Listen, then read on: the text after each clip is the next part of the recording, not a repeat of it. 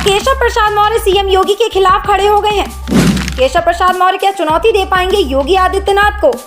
लखनऊ से दिल्ली तक योगी और केशव के बीच की खटपट। आपको बता दें कि अब यूपी में चुनाव से पहले बड़ा खेल हो सकता है। लोकसभा चुनाव 2024 के नतीजे सामने आने के बाद से यूपी में बीजेपी में चल रहा शीत युद्ध फिलहाल थमा भले लग रहा हो, लेकिन खत्म नहीं हुआ है। अंदर ही अंदर बहुत कुछ चल रहा है। इसके आधार पर अटकलें ऐसी भी लगने लगी हैं कि केशव मौर्य और सीएम योगी ही नहीं, यूपी बीजेपी में कई पार्टी नेताओं की आपस में बन नहीं रही है। पार्टी की हार के बाद ये लड़ाई खुलकर सामने आई।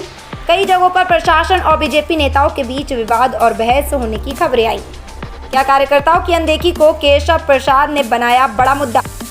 बताया जा रहा है कि 2800 जमीनी कार्यकर्ताओं को शहरी निकायों में पार्षद और सभासद बनाकर कार्यकर्ताओं की नाराजगी खत्म करने का प्लान भी बनाया जा रहा है। कार्यकर्ताओं की अनदेखी और नाराजगी को उप मुख्यमंत्री केशव प्रसाद मौर्य ने बड़ा मुद्दा बनाया है। उन्होंने खुलेआम कहा कि संगठन सरकार से बड़ा और ये भी आपका दर्द मेरा।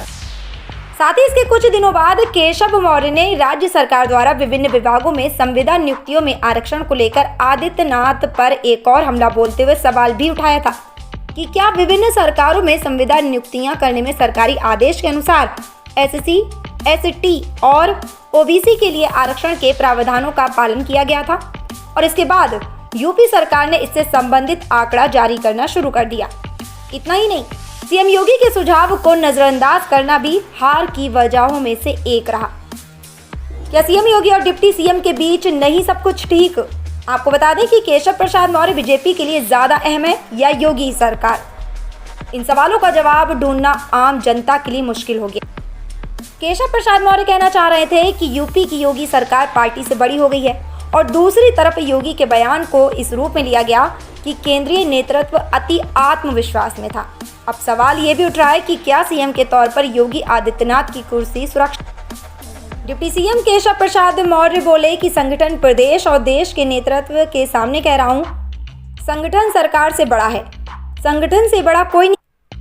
तो वहीं दूसरी तरफ योगी आदित्यनाथ ने राज्यपाल से की मुलाकात और राज्यपाल के दफ्तर की ओर से तस्वीरें साझा कर कहा कि शिष्टाचार मुलाकात। आपको इस बात की भी जानकारी देते हैं कि सीएम केशव प्रसाद मौर्य ने सीएम योगी आदित्यनाथ से मुलाकात कर उन्हें खास संदेश भी दिया। भारतीय जनता पार्टी के नेता और उत्तर प्रदेश के डिप्टी सीएम केशव प्रसाद मौर्य ने बीजेपी को खास संदेश दिया है।